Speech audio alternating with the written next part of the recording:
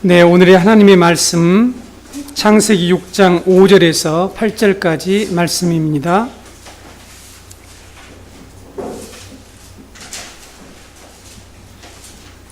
제가 낭독해 드리겠습니다.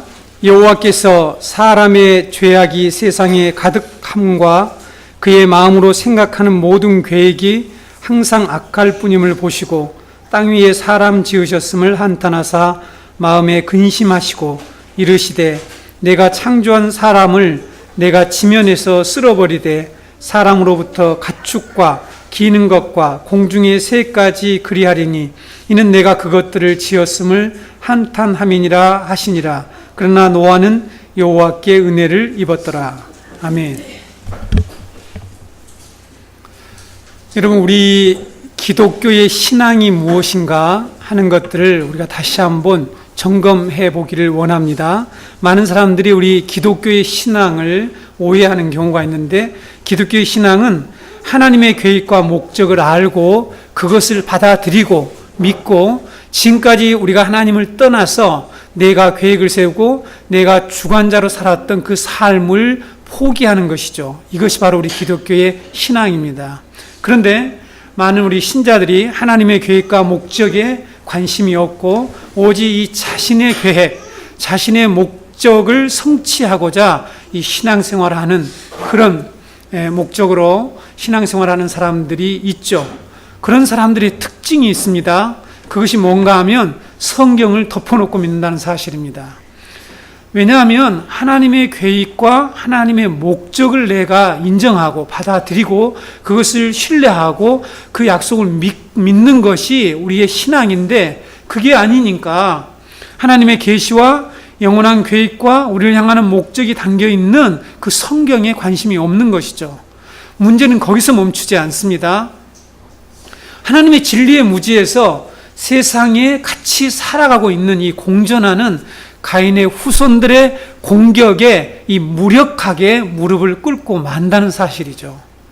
오늘날 이 안티 기독교 세력과 무신론자들의 명언처럼 하는 말이 있습니다. 명언처럼 하는 말이 있습니다. 안티 기독교 세력과 믿으면 모르고 알면 못 믿는다. 어디서 들어보셨어요? 네. 이것이 안티 기독교 세력들, 무신론자들, 지금 그 사람들이 하는 그런 명언 같은 얘기입니다. 그러니까 이게 무슨 의미인가 하면 기독교인들은 성경을 모르니까 믿는 것이지, 믿고 있는 것이지, 알면 못 믿는다, 이런 얘기를 하는 거예요. 이렇게 조롱을 하고 있다는 사실입니다.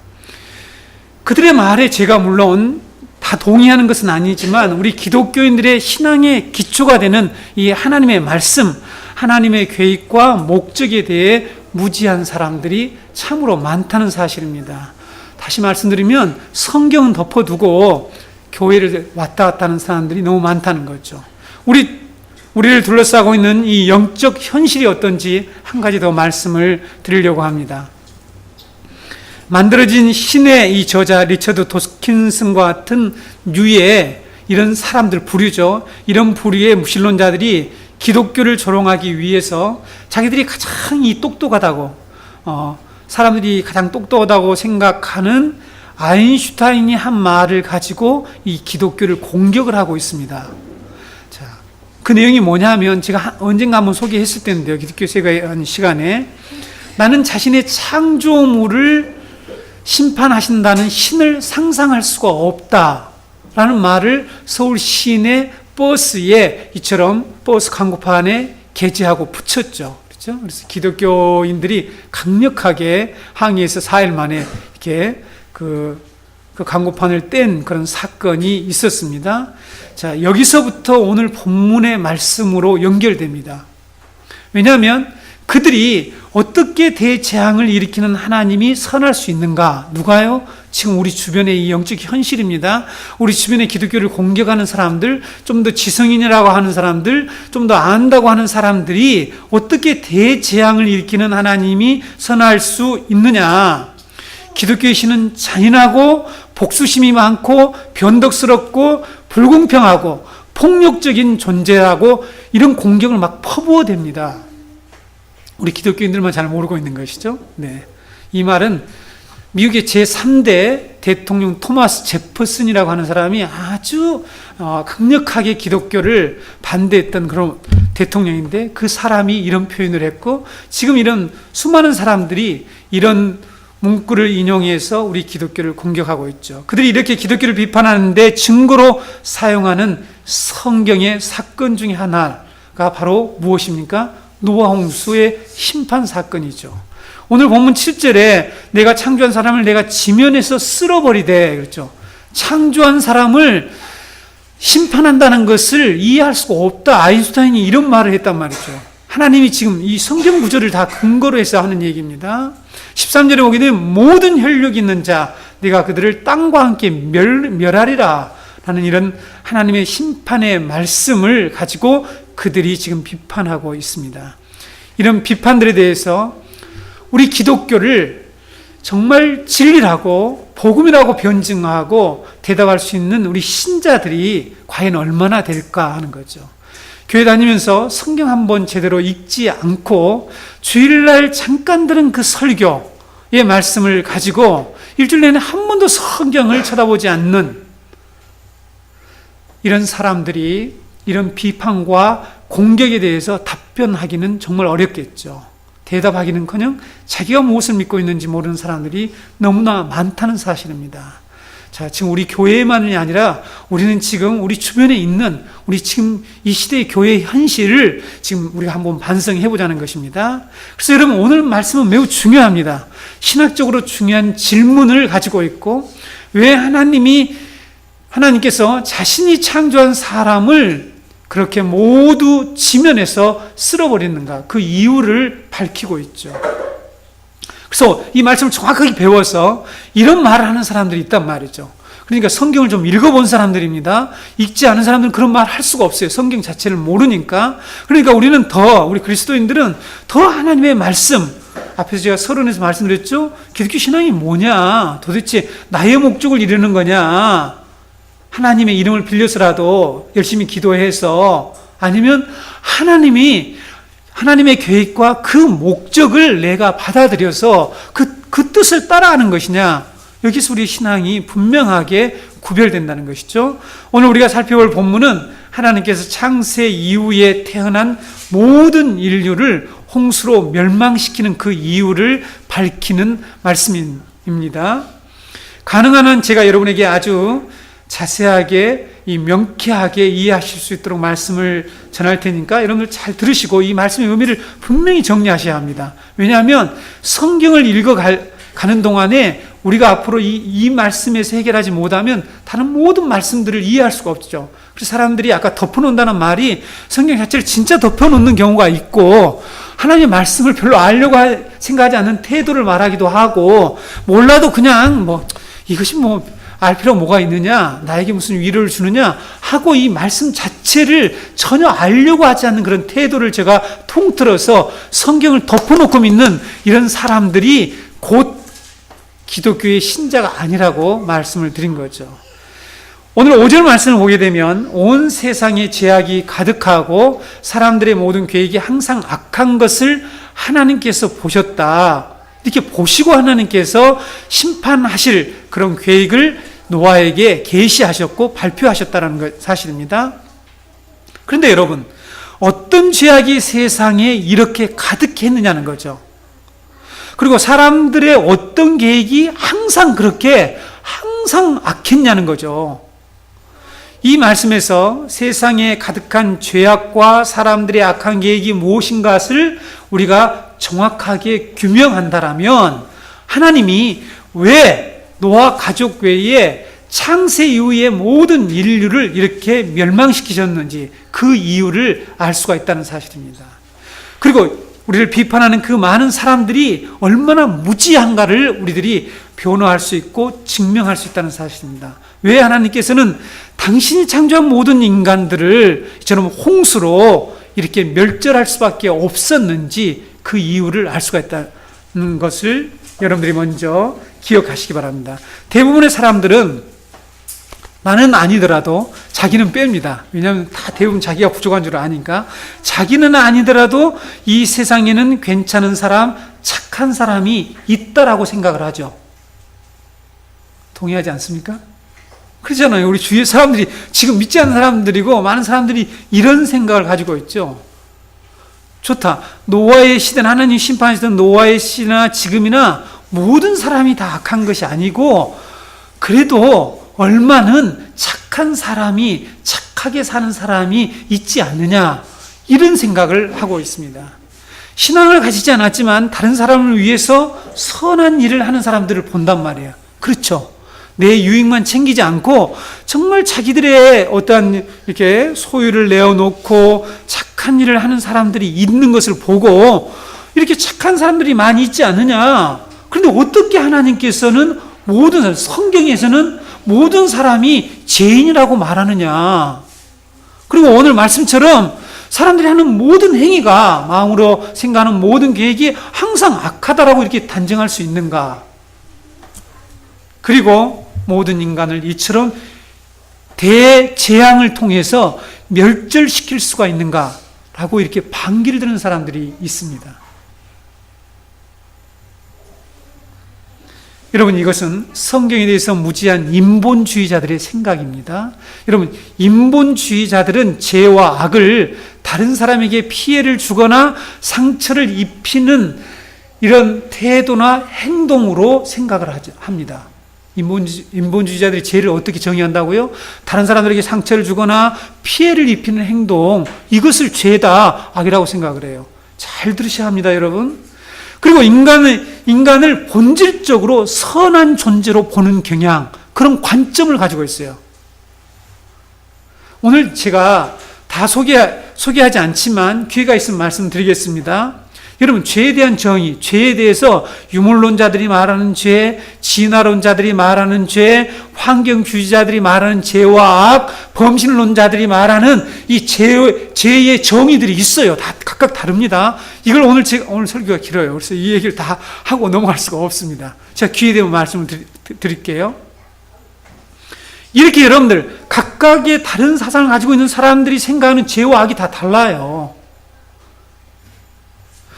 그래서 여러분, 어떤 사람의 죄악이, 이 어떤 사람, 그러니까 오늘 어떤 죄악이 이처럼 세상에 가득하고 사람들이 마음으로 생각하는 계획이 항상 악할 수 있는가를 정확하게 이해하기 위해서는 하나님께서 무엇을 악이라고 말씀하시고 무엇을 죄라고 정의하는가가 매우 중요하다는 사실입니다. 하나님이 말씀하시는 죄와 악이 뭐냐는 거예요. 인본주의자들, 사람들 보통 전부 다 인간 중심주의로 살아가잖아요. 인본주의자라고 하잖아요. 이런 인본주의자들이 생각하는 죄와 악의 정의로 인간을 보게 되면 착한 사람들이 많은 것처럼 생각이 되죠. 그렇죠? 착한 사람이 있다는 거예요. 자기는 아니라고 말하지만. 그러나 하나님이 말씀하신 기준에 의해서 악과 죄의 정의를 내리게 되면 모든 사람이 죄인이라는 사실을 알 수 있어요. 이것을 인정해야 돼요. 이것을 받아들여야만이 구원을 받을 수가 있죠. 근데 이걸 인정을 하지 않다니까요. 이 시대 사람들 인정을 하지 않아요. 기독교인들 중에도 지금 죄와 악에 대한 잘못된 관점과 착각을 하는 사람들이 너무 많고, 또 심지어는 무지한 사람들이 너무 많다는 것이죠. 그래서 여러분, 우리가 잘 알고 있는, 전도할 때 우리가 많이 사용하고 있는 이 로마서의 이 말씀, 모든 사람이 죄를 범하였음에 하나님의 영광에 이르지 못하였다. 로마 3장 23절이죠. 모든 사람이 죄를 범하였다. 여기에서도 죄가 무엇인가를 정의하고 있지는 않아요. 모든 사람이 그냥 죄인이다. 그래서 하나님의 영광에 접근할 수가 없다. 이렇게 말씀하고 있지, 여기서 뭐가 죄인지는 말씀하고 있지 않죠. 그러면 여러분, 하나님이 말씀하신 죄와 악이 무엇인가? 어떤 죄악이 이렇게 세상에 가득하고 모든 사람들이 항상이래요. 우리가 항상 나쁜 생각을 할까? 이 말씀을 듣고 한번 자신을 돌아보면 나는 그래도 항상은 그렇지 않는데, 내가 가끔가다 이 못된 사람이 생기면 내가 저 사람 제가 가만두지 않겠다, 이런 생각을 하지만 나는 항상은 아니다. 이렇게 하나님의 말씀에 진의, 본래의 뜻을 전혀 헤아리지 못하고 있다는 거죠. 그러니까 성경을 덮어놓고 믿는 것이죠. 이런 5절에서 사람들이 마음으로 생각하는 모든 계획이 항상 악하다고 말씀하시는데, 성경에서 이 말씀보다 더 강력하게 인간의 악함을 선언하는 곳이 없다는 것입니다. 뭐라고요? 성경에서 여기보다 인간의 악함을 더 강하게 선언하는 곳이 없다는 거죠.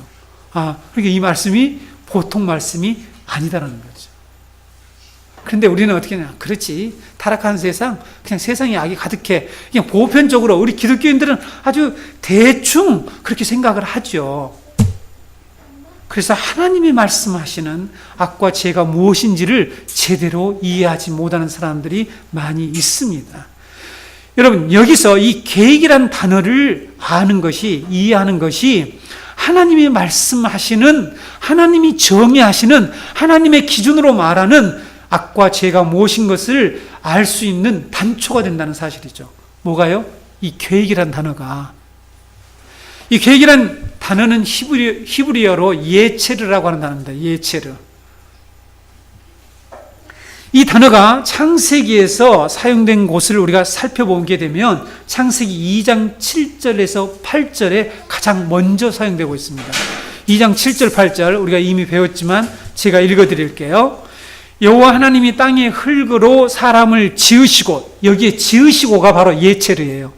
물론 야차르라고 하는 단어입니다. 동사로 나오죠. 여기에서는 지으시고 생기를 그 코에 불어넣으시니 사람이 생명이 되니라. 여호와 하나님이 동방의 에덴에 동산을 창설하시고 그 지으신, 여기에 지으신이라고 하는 단어, 이 단어가 같은 말을 하는 것이죠.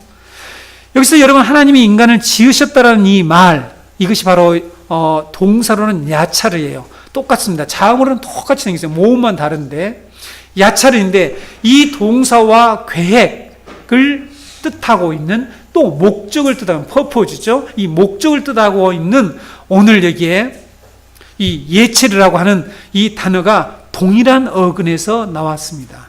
그래서 똑같은 의미를 나타내는 단어라는 사실을 알 수가 있어요. 여러분, 이것 때문에 우리 목회자들이 필요한 것입니다. 이 원문을 설명을 해주는 일 때문에. 그리고 여러분, 8장 21절에 우리가 앞으로 살펴볼 텐데, 여기서 다시 한 번 더 나오게 되죠.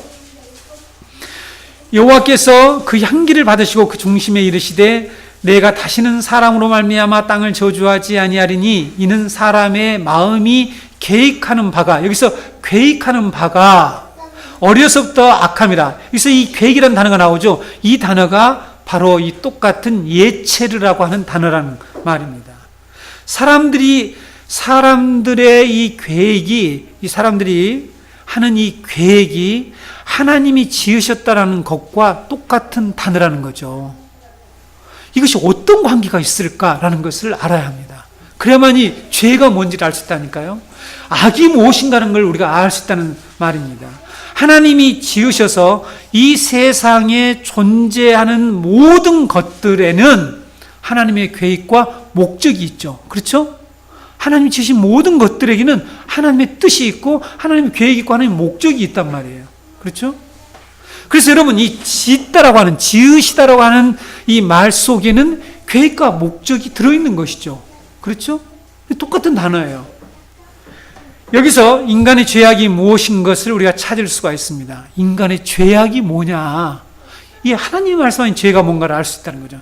하나님께서는 에덴 동산을, 우리가 과거로 지난번으로 한번 돌아가서 에덴 동산을 창설하시고 그곳에 흙으로 지으신 인간을 두셨죠. 그 두신 목적이 무엇입니까? 이미 배운 것처럼 하나님께서 에덴에 이 성소를 세우셨단 말이에요. 그래서 그 성소의 거룩함을 지키고 하나님을 예배하는 이 제사장의 임무를 부여했단 말이에요. 그래서 하나님을 찬양하고 경배하는 그런 계획을 세우셨단 말이에요. 그리고 그들에게 이 대리통치권, 왕권을 주셔서 온 세상이 하나님의 창조의 질서 아래서, 하나님의 법 아래서 하나님의 다스림을 받는 하나님의 백성이 되도록, 즉 하나님의 나라를 세우는 그 계획을 가지고 하나님이 인간을 지으셨잖아요. 그렇죠? 근데 어떤 일이 벌어졌습니까?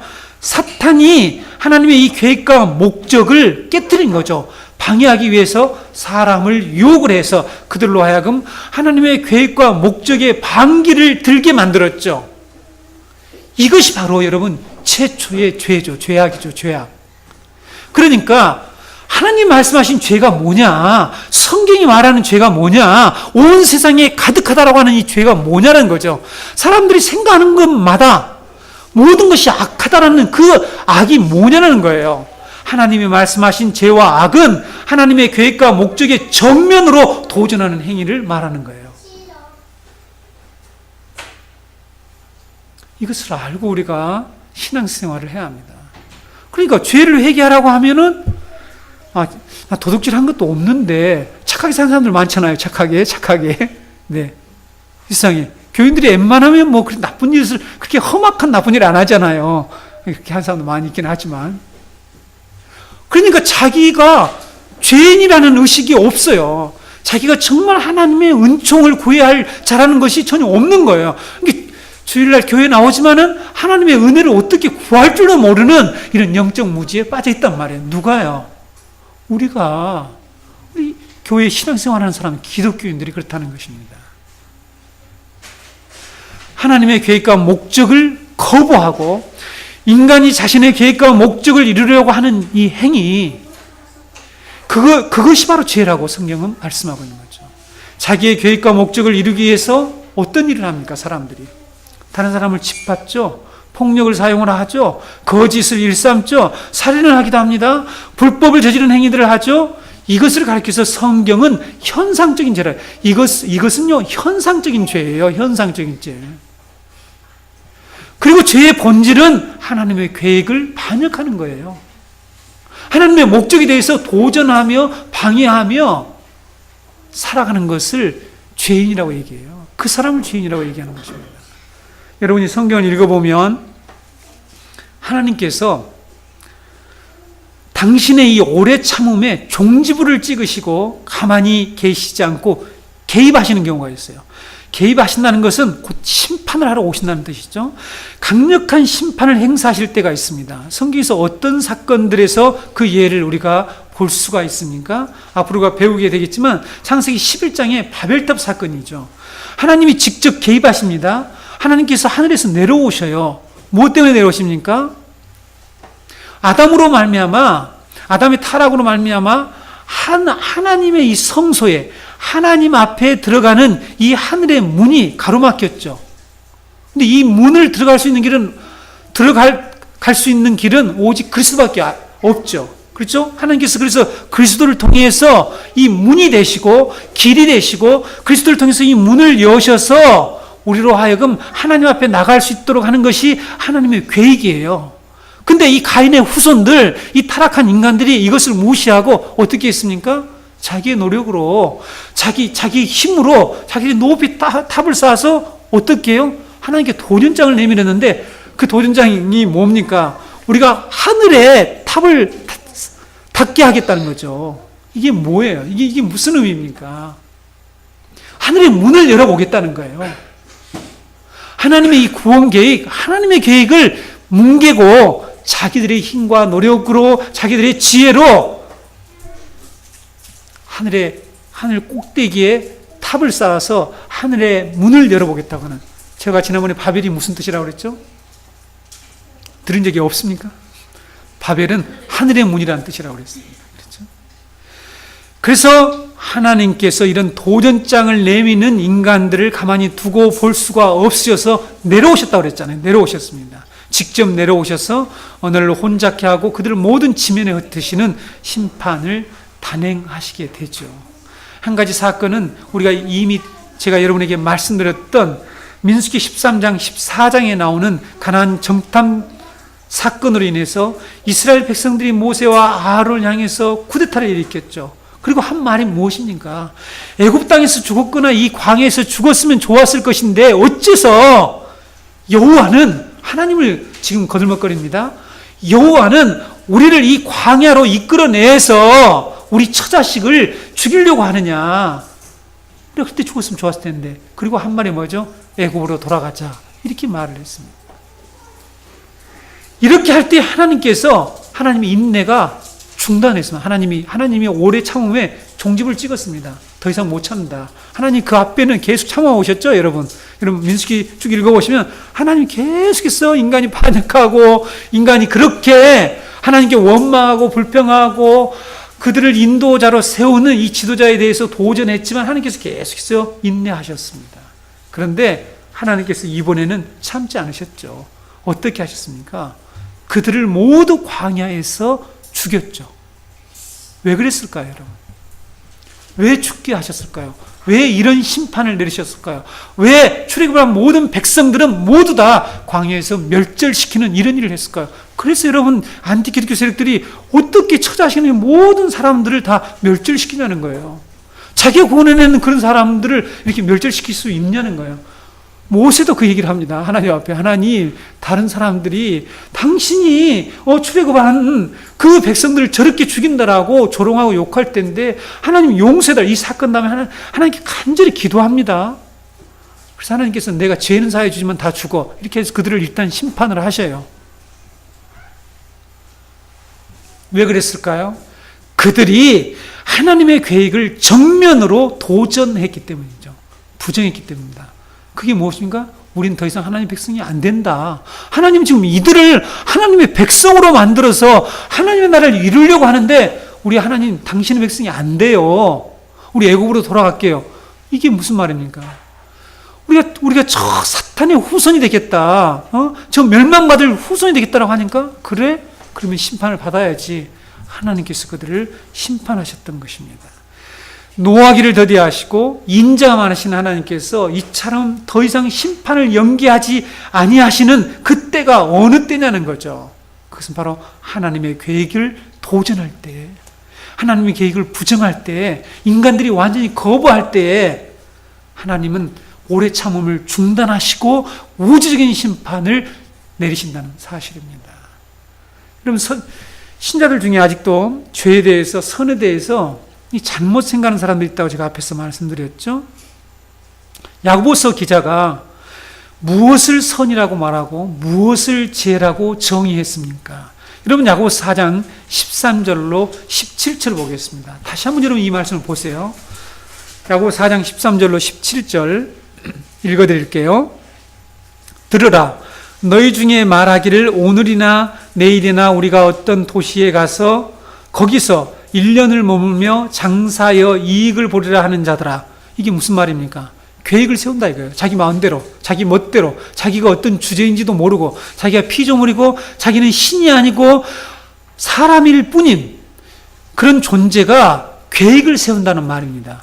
그래서 14절, 내일 일을 너희가 알지 못하는도다. 너희 생명이 무엇이냐? 너희는 잠깐 보이다가 없어지는 안개니라. 너희가 도리어 말하기를 주의 뜻이면 우리가 살기도 하고 이것이나 저것을 하리라 할 것이거늘 이제도 너희가 허탄한 자랑을 하니 그러한 자랑은 다 악한 것이라. 그러므로 사람이 선을 행할 줄 알고도 행하지 아니하면 죄니라. 여기에서 여러분 악, 선, 죄가 무엇인가를 정확히 말씀하고 있죠. 선이 무엇이라고 말씀하고 있습니까? 우리 인간은 자랑할 것이 없는 안개 같은 존재로 인식하고 사는 거죠. 그렇게 생각하며 사는 것이 선이에요. 우리는 아무것도 아니다. 그래서 하나님의 뜻에 따라 우리는 죽기도 하고 살기도 하는 존재라는 그런 인식을 하면서 사는 것을 선을 행하는 것이라고 말해요. 그런 선을 행하면서 살아야 할 줄 알면서도 그것을 거부하고 부정하고 반대하는 것을 죄다고 말하고 있고 악이라고 말씀하고 있단 말이죠. 그렇죠? 자기의 힘과 자기의 지혜와 자기의 소유와 자기의 재간을 믿고 자기의 계획을 자랑하며 행동하는 거, 이것을 악이다, 이것을 죄라고 지금 말씀하고 있는 것이죠. 정확하게 일치하고 있는 것입니다.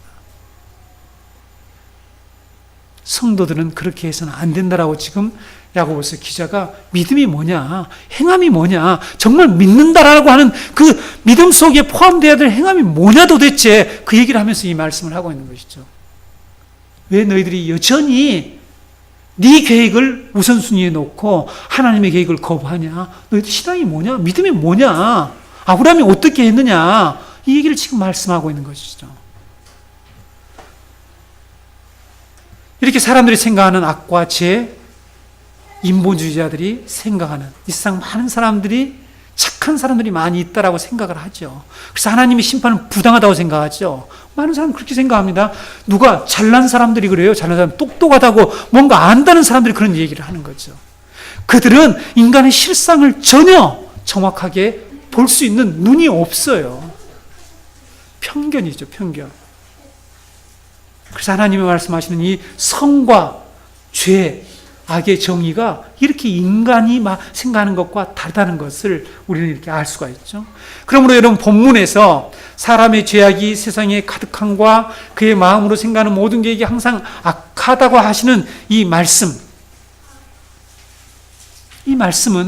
모든 인간이 항상 자기가 신성을 가진 왕, 우리가 지난주에 배웠죠? 앞에 말씀과 연결되어 있죠? 거인, 용사가 되려는 생각만 가지고 살아가고 있다는 그런 뜻이에요.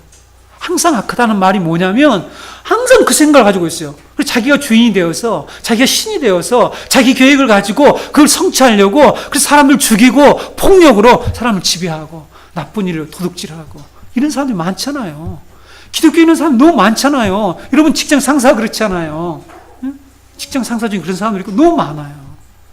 교회 목사 중에도 너무 많고. 자기 계획. 저는 서울의 그 열린교회 김남준 목사님이 목사님 비전이 무엇입니까? 인터뷰가 왔는데 목사에게 비전이란 말이 뭐냐? 당신의 비전이 뭐냐? 이게 말이나 되냐? 제가 그 글을 읽고요. 제가 깜짝 놀랐습니다. 이야, 제대로 복음을 아는 분은, 그분도 정말 개혁주의 신앙, 바른 신앙을 가르치는 분인데 그분이 그런 얘기를 했더라고요. 비전이, 목사에게 무슨 비전이 있냐? 그 자체가 악이에요. 내가 무슨 내 비전을 세워가지고 무슨 뭐 어떻게 하겠다?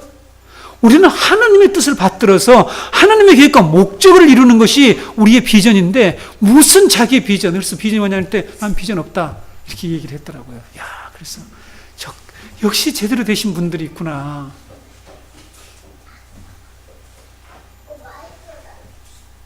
모든 사람들이, 이 땅에 있는 모든 사람들이 자신의 목적과 계획을 이루려고 한다는 거죠. 이것을 지금 모든 사람들이 악하다는, 항상 악한 계획을 세운다라고 말씀하고 있는 거죠.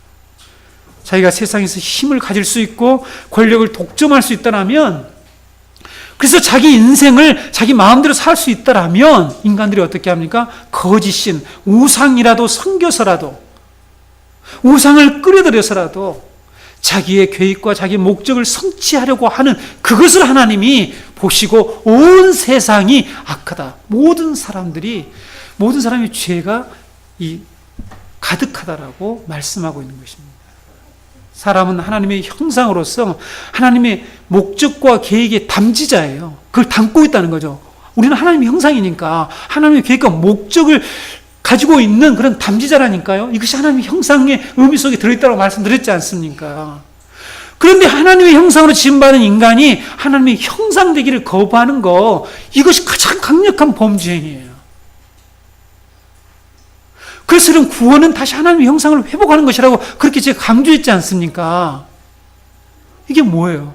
다시 우리가 본래 하나님의 그 뜻을, 하나님의 계획을 이루는 자로 돌아선다는 거예요.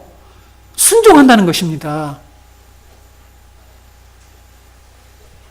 사람들이 기독교와 죄에 대해서 오해하고 착각하고 있는데 하나님은 우리에게 도덕적인 인간이 되라고 강요하지 않아요. 도덕적인 인간이 되라고 강요하지 않아요. 될 수도 없고, 우리로 하나님의 본래의 계획으로 돌아오라는 것입니다. 그것을 하나님이 원하시는 거예요. 하나님께 돌아오라고 그러잖아요. 하나님께 돌아오라는 뜻이 뭡니까? 제발 너희들이 나의 계획이 옳다는 것을 인정하고 내가 가지고 있는 그 목적이 무엇인 것을 좀 알고 그것을 받아들여서 살아가라. 하나님 이걸 요구하지 여러분이 도덕적인 인간이 되라고 강요하지 않아요. 종교는 뭐 도덕을 강조한다. 그런 엉터리가 같은 도덕은 그래서 종교가 만들어낸 것이다. 여러분들이 제가 기독교 세계관을 공부를 하면서요, 참, 이 똑똑하고 잘난 철학자들과 이런 사람들, 이 무신론자들이 여러분 도덕을 어떻게 정의하는지, 정의를 어떻게 정의하는지 얘기 보면요, 전부 성경과 상관없는 얘기를 하죠. 근데 사람들은 그걸 받아들입니다. 그래서 많은 사람들이 그걸 가지고 하나님의 진리를 판단을 해요. 그래서 뭐냐면 하나님이 어떻게 이렇게 대재앙으로 홍수로 사람을 멸절하고, 좀 이따 여러분에게 말씀을 알려드리겠지만 이처럼 모든 아말렉의 모든 남녀노소 처자 무슨 모든 짐승들 다 멸절하라고 하는 그런 하나님이 선하다고 할 수 있느냐? 너희들 몰라서 너희들이 지금 믿고 있는 거야. 이렇게 우리를 조롱한다니까요.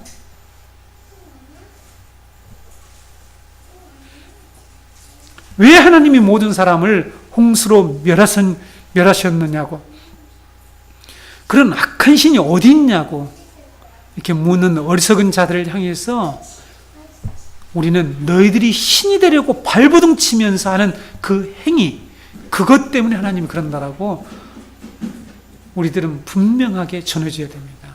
우리도 그것을 알고 있어야 되겠죠. 그래서 여러분, 구원을 제가 앞에서 뭐라고 계속 정의해 왔습니까? 구원은 인간을 본래 하나님의 계획과 목적을, 본래 인간이 가지고 있었던 하나님의 계획과 그 목적으로 회복되는 거예요. 그렇죠? 구원이 천당 가는 게 아니라니까요. 아니, 그런 자기의 뜻을 세우려고 하는, 자기의 계획을 세우려고 하는 그 인간들을 전부 모아놓은 것이 천국이라면 안 간다니까요. 갈 수가 없어요. 그런 천당이 될 수가 없어요. 그러니까 구원의 의미를 죽어서 천국 가는 거 하는 거 완전히 저급하고 완전 잘못된 이런 개념들을 이렇게 너무 많이 가지고 있잖아요. 우리 할머니들, 우리 부모님들. 제발 이 복음을 좀 들었으면 좋겠어요. 그들도 이 말씀 전하면 알아들을 거 아닙니까? 그러니까 어렵다고 전하지 않는다니까. 그렇잖아요.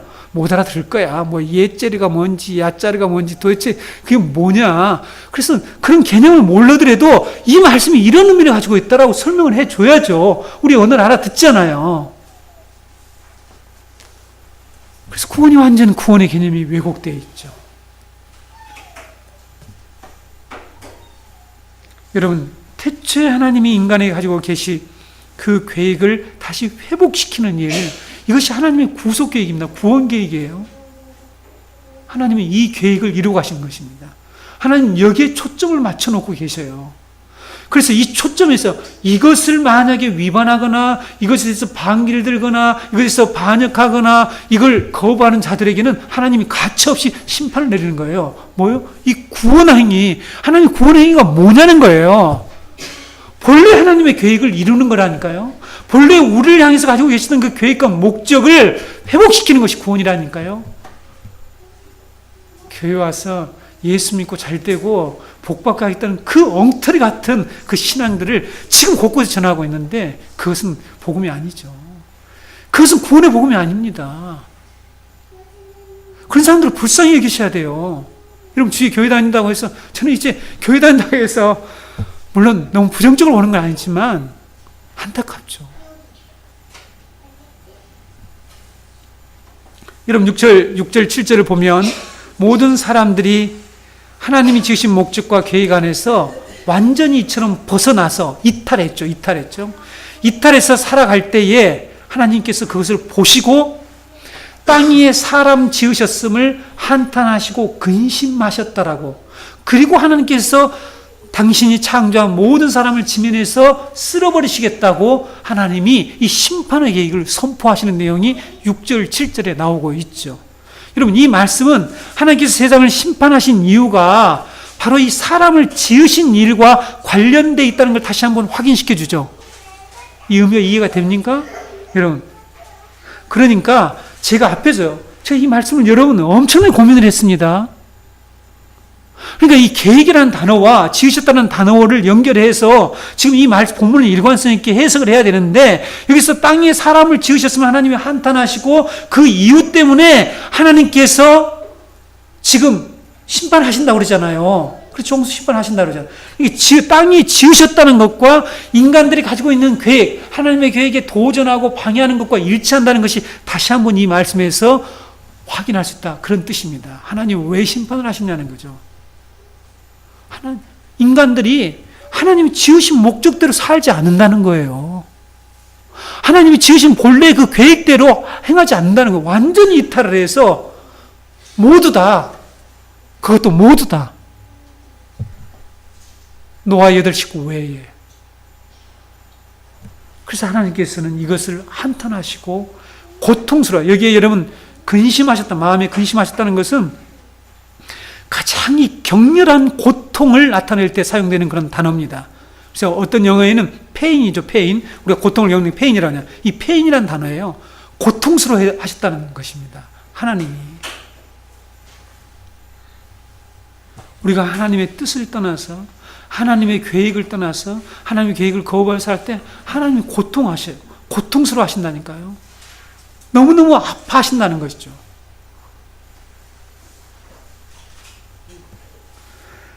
그런데 여러분, 여기서 이 한탄하시고 근심하다라는 표현을 가지고 또 사람들이 여러 가지 왈가왈부합니다. 전지전능하시고 주권자이신 하나님이 어떻게 자기가 한 일에 대해서 후회하시고, 이게 한탄하다는 말이 다른 성경에서 후회하시다는 말씀으로 나옵니다.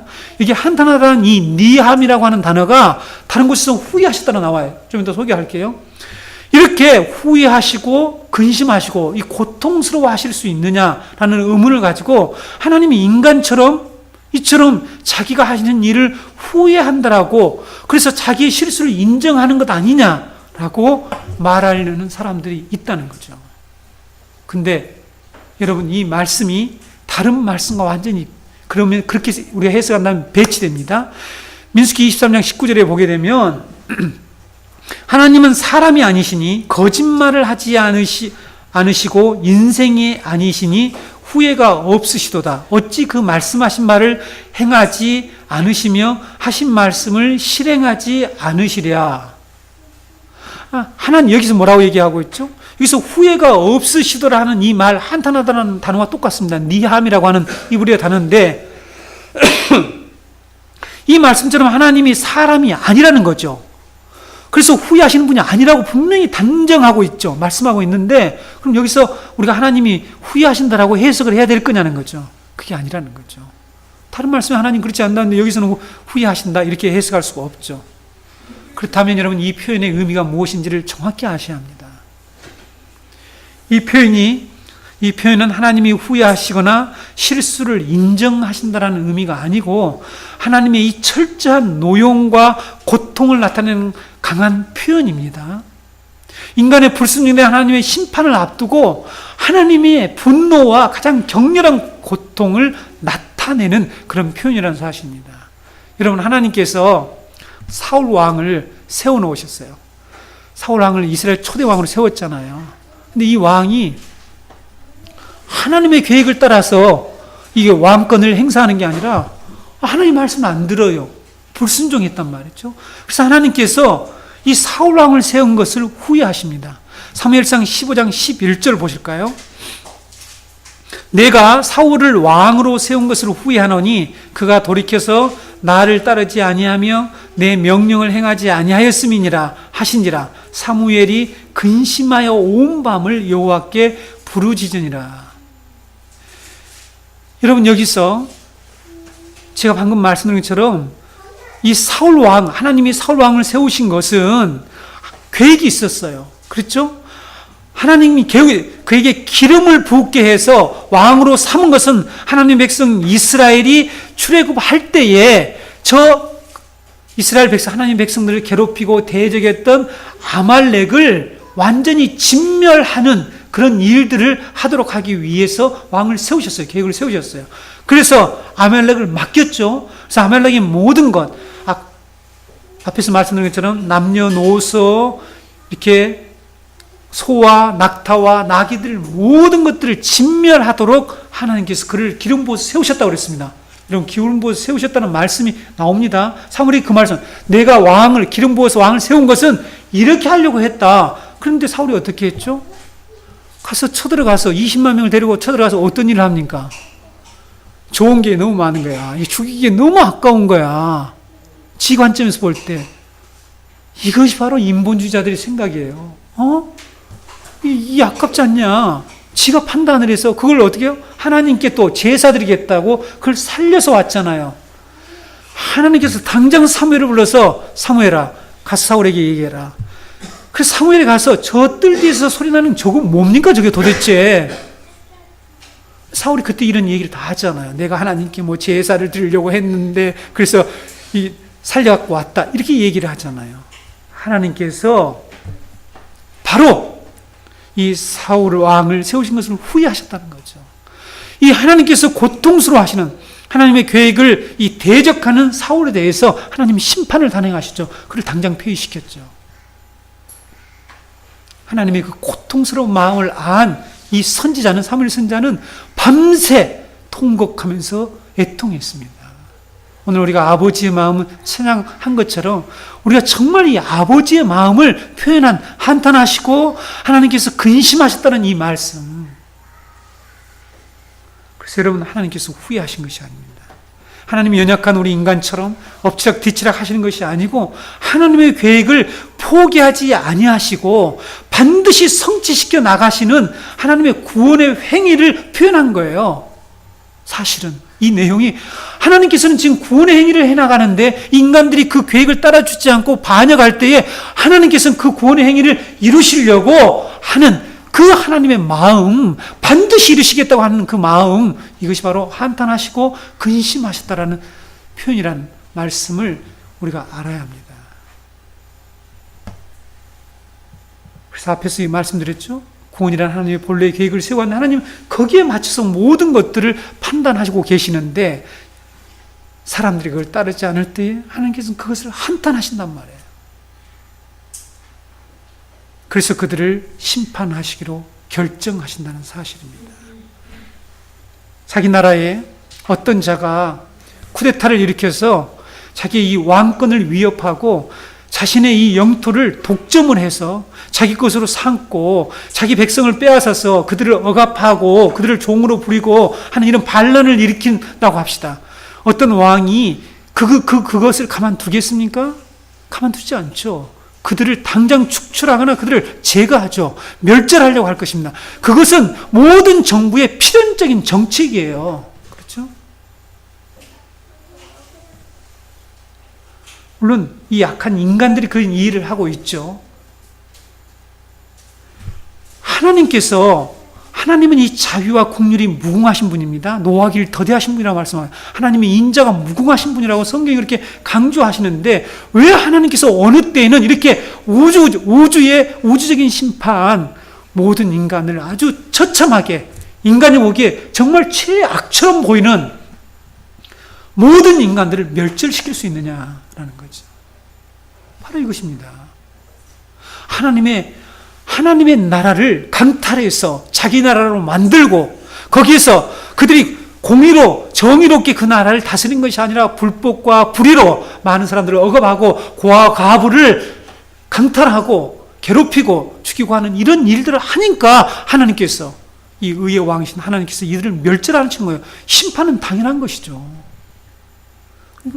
그러니까 정치를 하고 안다는 사람들이 엉터리 같은, 지금 인간들이 하는 것들은 제대로 알지를 못하고 하나님 하신 것에 대해서 이렇게 비판한다는 거죠.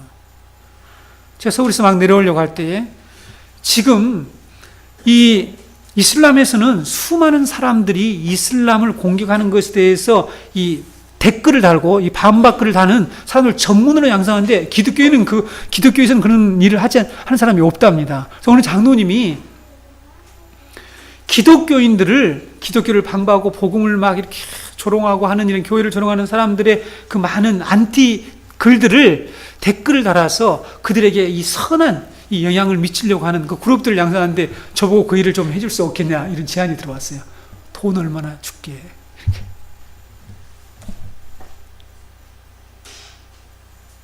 여러분, 지금 여러분들이 인터넷을 뭐 잘 보시지 않는, 어르신들은 잘 보시지 않으니까 잘 모르지만 우리는 이런 상황 속에 있습니다. 하나님의 계획에 도전할 뿐만 아니라 이 피조물인 인간이 지난번에 말씀한 신의 아들, 이 신성 왕권을 주장하며 하나님의 창조하신 땅을 자기 소유로 삼고 독점을 해서 인간들이 지금 살아가고 있다는 거죠. 거기서 자기의 계획, 자기의 성을 쌓고 살아간다니까요.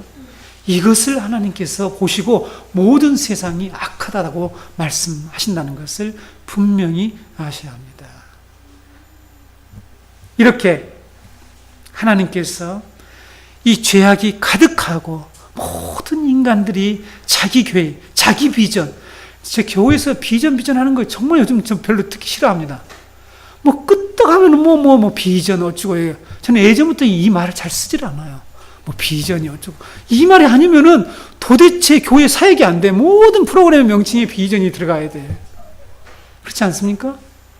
그 비전이 누구 거예요 도대체? 누구의 계획이냐고요. 전부 저그들 마음에 위로받고 뭐 주고 뭐 이렇게 뭐 자기 공동체 뭐 키우고 어쩌고, 그게 다 자기 성을 쌓는 건데 그런 일을 하고 있잖아요. 그런데 여러분, 이렇게 하나님의 우주적인 심판 계획이 선포되고 하나님께서 모든 인간을 심판하시는 그 가운데에 노아는 하나님의 은혜를 입었다라고 말씀하고 있습니다. 8절에서 말씀하고 있죠. 노아가 입은 은혜가 뭘까? 이것도 여러분들이 일반을 전부 동일시하는 거예요. 은혜를 전부 동일시하는 거예요. 은혜를 전부 일반화해요. 성경의 은혜는요, 헤세드라고 하는 은혜가 있고요, 헨이라고 하는 은혜가 있어요. 여기에서 노아가 입은 은혜에 이 사용된 이 단어는요, 헨이라는 단어예요. 완전히 달라요. 이 헤세드라고 하는 단어, 여러분들이 들어봤을지 모르겠지만 그 단어와 달라요. 헨이라는 단어는 어떤 사람이 윗사람에게, 즉 힘을 가지거나 권력을 가진 자에게 간청을 해서 도움을 받는 거, 사용하는 그런 단어예요. 내가 지금 이렇게 어려워 죽겠으니까 저에게 좀 도움을 달라. 그래서 그에게 베풀어 주는 거, 이것을 가리켜서 헨이라고 그래요.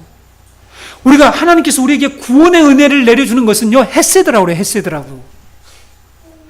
그래서 여러분, 이 단어는 어느 때 또 사용되냐면 사람들이 기도 중에 하나님의 은혜를 구할 때 사용되는 표현이에요.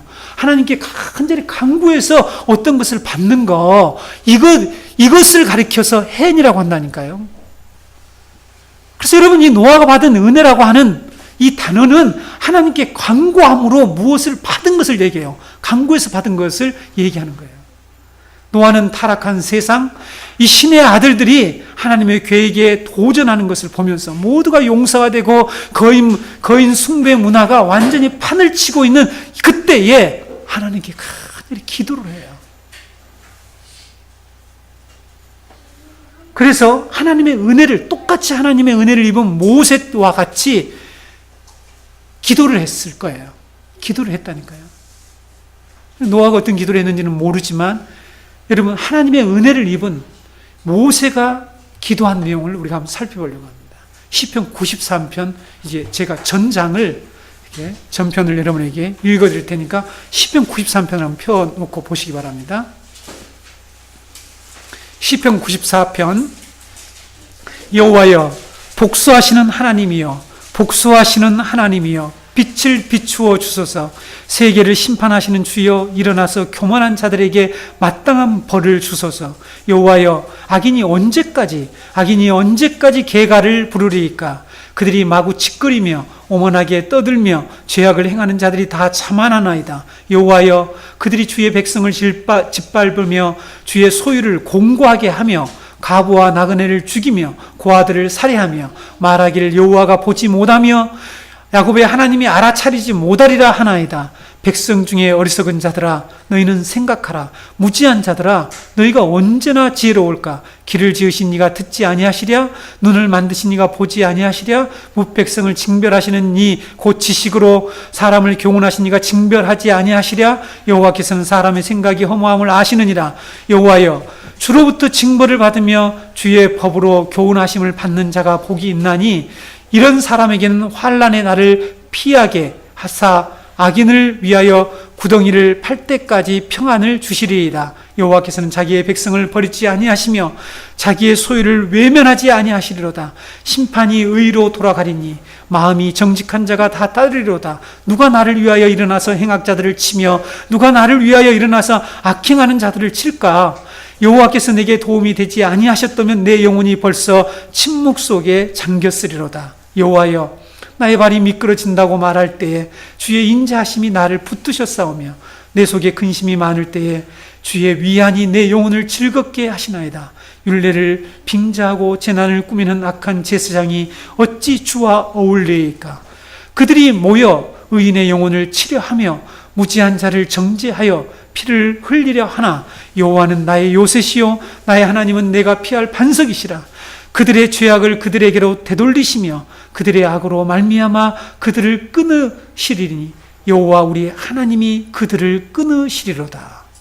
여러분, 의인이 지금 하나님께 간구하는 이 기도의 내용을 한번 가만히 묵상해 보세요. 이 내용을 다 자세히 한 절 한 절을 설명하자면 시간이 많이 필요하겠죠. 여러분, 지금 이 땅에 억울하게 이 통치권자에 의해서, 힘을 가진 자에 의해서 억울하게 자기 부모가 죽임을 당하고 죽인 그 사건이 지금 역사에서 회귀되면서 지금 정치권의 여러 가지 판도를 바꿀 수도 있고 하는 그런 상황이 있지 않아요. 그렇죠? 그 당한 사람들의 심정이 어떻겠어요? 그렇죠? 그들이 하나님을 믿었다라면 이렇게 기도했을 거란 말이에요. 노아가 살던 시대 때에 신의 행세를 하는 이런 왕들이 이 공포의 정치를 통해서 그들이 교만하고 오만하죠. 그들은 악한 재판장들이죠. 그래서 무지한 자들의 죄를 정죄하고 피를 흘리죠. 힘없는 자들을 죽이고 하는 일을 하는 거예요. 그런 상황에 살 수 있는 일이 뭐겠어요? 그렇죠? 기도하는 게 기도. 하나님께 기도했죠. 기도하고 하나님의 그 말씀을, 하나님의 그 계획을 붙들고 살아가는 것. 이것이 뭐냐면 7장 2절에 가게 되면 내 앞에 의로움을 내가 보았습니다. 하나님께서 노아를 구원하신 그 이유가 뭐냐? 의로움을 보셨대요. 그래서 여러분, 하나님이 우리에게 베풀어주는 에베소 2장 8절 9절에 나오는 이 은혜, 선물, 하나님이 구원의 은혜의 선물, 무조건적으로 베풀으시는 헤세드와 달리 이 헨이라고 하는 이 은혜는 하나님께 간구함으로 하나님 우리에게 주시는 선물이죠.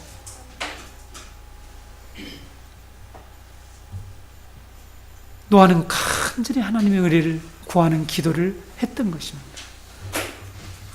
그래서 하나님께서 주시는 그 은혜가 무엇일까요? 그를 보존해 주시는 은혜예요.